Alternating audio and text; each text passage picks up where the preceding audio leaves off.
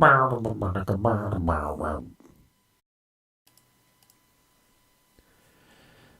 ladies and gentlemen, Koldar here. Today we are looking at a guide to twin consorts in Throne of Thunder. This fight is pretty simple, actually, not too difficult, and obviously it's against twins, so that's cool. And it's really a three-phase fight. You fight one twin first phase, the other the second phase, and then they both come out and take you on at the same time at the end. So we'll just go through each phase, cover each twin, and that's about it. Let's get started. So the first phase is the darkness phase, where you fight Lu Lin.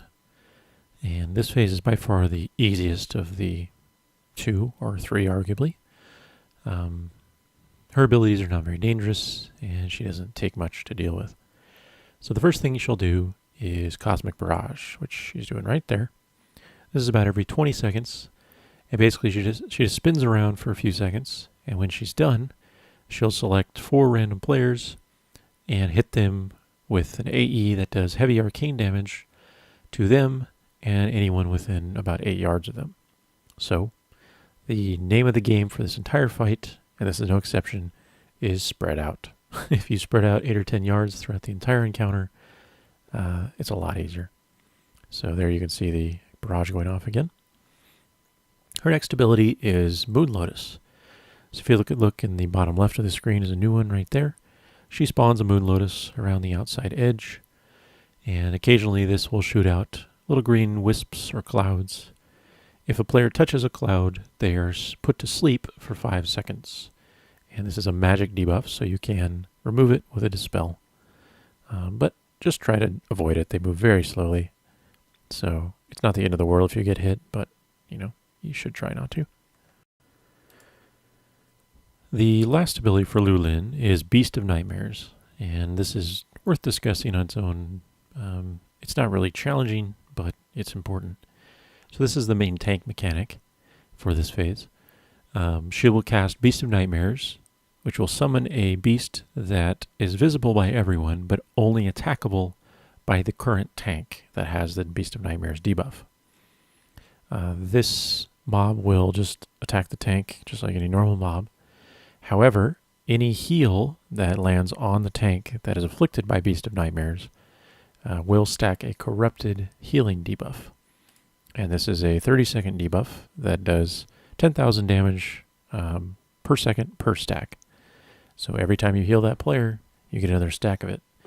And this was our first time trying it, so we get quite a few stacks, and we're not very good at it. But ideally, your healers would not get 8 or 9 stacks. I can't even tell what I have right now, and nearly kill themselves. So just keep that in mind. But the basic idea is that your tank that is not tanking just taunts as soon as Beast of Nightmares is cast on the current tank. And then this should allow the tank to kill the beast without needing any heals from anybody until the beast is dead. If you do this, very simple, pretty much. Other than that, the darkness phase just features Suen coming out every once in a while to cast some random ability. So she will usually cast a beam on a random player, so just watch for that. And again, if you're spread out 8 yards, it won't hit anybody else. And then she also does a channel called Tears of the Sun that does damage over time to random raid members if you get hit. It's not avoidable, 60,000 damage. It just bolts over and over on random players. So just heal through it. Pretty simple. So let's talk about phase 2. Now after 3 minutes of the darkness phase, Suen will spawn permanently and Lu Lin will despawn. And you'll be in the phase 2 light phase. So this is the more difficult of the two. There's just a lot more damage to deal with, and the mechanics are a little bit more complicated. So the basic idea here is that throughout the phase, Suen will gain stacks of blazing radiance. And she will do AE damage every 2 seconds to the entire raid. It's about 35,000 fire damage every tick. But every time it goes off, it gains a stack that increases the damage dealt by 2% per stack. So obviously it's a pretty minor increase for every stack, but if you don't mitigate this in some way, eventually it gets higher and higher, and it's, a decent amount to heal on your raid. So to mitigate the stack count, and therefore the damage, your tanks must locate Suen near ice comets. So ice comets are an ability cast on a random raid member by Lulen throughout the phase. And when a comet hits, the player, again, should be spread 8 yards so it only hits them, and they just move away from it. Ice comets have health, but they cannot be attacked directly. However, if a tank moves Suen near an ice comet, the stacks of blazing radiance will be reduced, and in turn, this will melt or lower the health of the ice comet until eventually it melts away entirely. In addition to that, ice comet has a icy shadows effect near it. You can see the purple splotch on the ground near it. And any player that stands in that will take 60% less fire damage. So it's a good thing for your tanks that are having to move the boss anyway to lower some of the damage that Suen does to them. They will, however, have slightly lower attack speed and haste while they're in it, but it's worth the mitigation benefit, basically. So that's the primary mechanic. She has a blazing radiance dot that ticks all the time. To keep the stacks down, just have your tanks quickly respond to ice comets that are dropped on the ground and stand in the shadows if Suen is attacking them directly at the time. The ice comet will just drain on its own. You can't really prevent it, but there always seems to be pretty much one active at all times, as long as you move between them. The other thing is primarily for tanks, and that's Fan of Flames. So she basically just attacks very quickly, and her weapon damage is converted to fire damage, but it also increases the damage that she deals from fire attacks by 25% per stack. This can go up to 10. So especially if she's using Fan of Flames, this is why your tank should be tanking inside the icy shadows to reduce that by 60% whenever they can. It's not a huge amount of damage, but it's just something to be aware of. And that will trigger your tank swaps as well. So when the stack gets too high, it's a 30-second debuff, so you should just use that to dictate when you swap on Suen's target. Finally, she'll use Flames of Passion, which is a charge attack. So you can kind of see her. She did it a moment ago, and it leaves behind a trail of fire going from her target back to her original spot. Pretty obvious, don't stand in that. And once again, if you're spread out 8 yards, you will be the only person hit by it. I'm noticing a pattern here. Other than that, Lulin doesn't do anything either. She just drops the ice comet, as mentioned before. And Suen will use Light of Day, casting beams randomly, but again, stay spread. That's it. So, after 3 minutes of phase 2, fighting just Suen, then we move on to the final phase where we fight both consorts at the same time. So once phase 3 begins, you'll be dealing with both consorts. So obviously tanks need to split them up. Now tank swapping in this phase is dictated by Fan of Flames. There are no longer any Beast of Nightmare spawns from Lulin. So just obviously when your Suen tank needs a swap, they'll change targets on those. There's still ice comets cast from Lulin, so the Suen tank needs to make sure to taunt and tank in those and lower the radiant stack that's continuing on the raid. Now Lulin gains a new ability that she's using right there. She stands still for quite a while and will channel Tidal Force, which sends out wave upon wave for 14 seconds. That goes really fast, and it does very heavy damage to anyone within the straight line of the wave. Now, because they're so quick and they move around randomly, you can't really do much to avoid them. Now, that said, you can move slightly away from her toward the edges of the room and reduce the chance that you'll get hit, since, if you picture the width of a wave as a cone, the further away from the center you are, the less coverage it would have. It's not a big deal, though, but that's probably where you're going to want to use survival cooldowns, especially personal ones. When that ability starts, try to use anything that you can to survive that. Now, that's also a good time to use one of the celestial aids around the room. So let's go ahead and talk about those, which are active throughout the whole fight, but I just thought I'd wait until here to discuss it.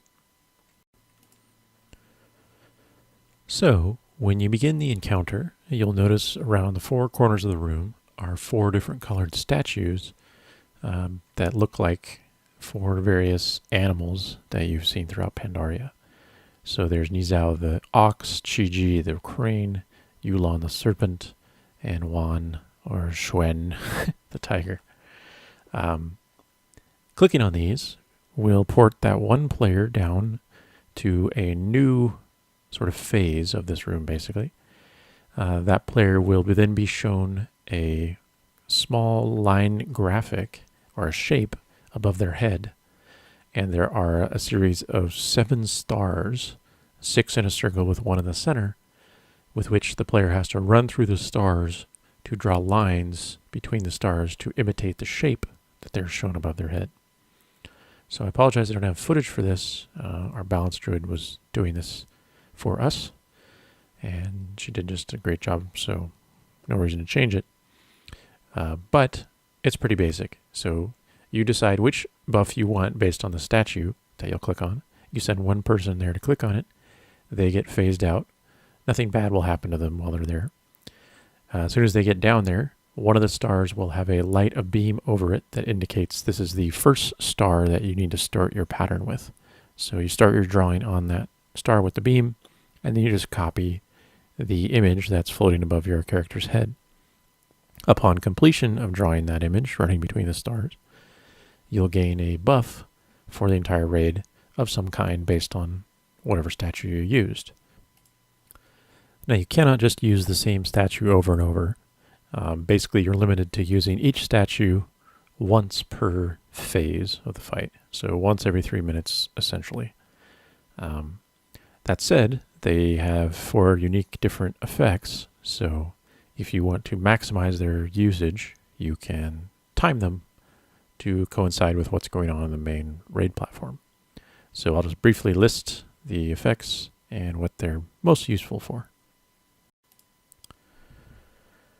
So first, in no particular order, we have Fortitude of Ox, and this increases everyone's health by 50% for 30 seconds, I believe. So obviously this is just useful for helping with survival in high damage situations. So this might be good to use during the tidal force part of the final phase, for example, if you're just having trouble with the survival on that. Next we have Rush of Cranes. And this can be thought of as a dot for the bosses. It looks like it's based on where the cranes actually hit because they seem to rush across the room. But as far as I can tell from logs, it's actually just a static amount that hits them, and the visual is just for looks. So it does 5 hits of about 1.6 million damage on each boss that's active at the time. So obviously if it's 2 bosses are up, if it's phase 3, Rush of Cranes is going to do about 16 million total damage, and it'll do half that if there's just 1 boss up. So there you can see the graphic of it right there. So that's useful just for extra DPS, basically. Serpent's Vitality is just a hit point and mana regen over time for 30 seconds. It should essentially fully regen your mana. So it's best to use this one late in a phase. You know, if you have a minute or 30 seconds remaining on a phase, then you want to use Serpent's Vitality then, unless you need it for survival, but the heal is not that big of a deal. So that would be the most efficient way for your healers to take advantage of their mana, to use it late in a phase. And then finally, the Tiger's Celerity is probably the most interesting. This essentially slows down time, is the way it's described. And what it will really do is slow the enemies, and their abilities that were previously unavoidable can now be dodged. So if you use this during Tidal Wave in the final phase, or Tidal Force rather, you can then actually sidestep the waves and not necessarily get hit where you would have otherwise. So if you basically use Tiger Celerity during the final phase for one wave attack, and then time the Fortitude of VOX for the other, this will vastly increase your survivability during that part, if you're having trouble with it, of course. And that's pretty much it. So Celestial Aids, again, are just there to aid you. Just figure out the order and the player that, you can afford to have go down there. That's going to be the best at quickly drawing and getting back out. And then just decide the order and the timing, and they'll come in pretty handy. So, other than that, I think we've covered everything. There's not a whole lot going on in this fight. And like I said, it's one of the easier ones that we've seen. So just give it a few tries, get used to each phase individually, and then timing your Celestial Aids for the final phase if necessary. And once you do that, you should have it down. So, good luck, and thanks for watching.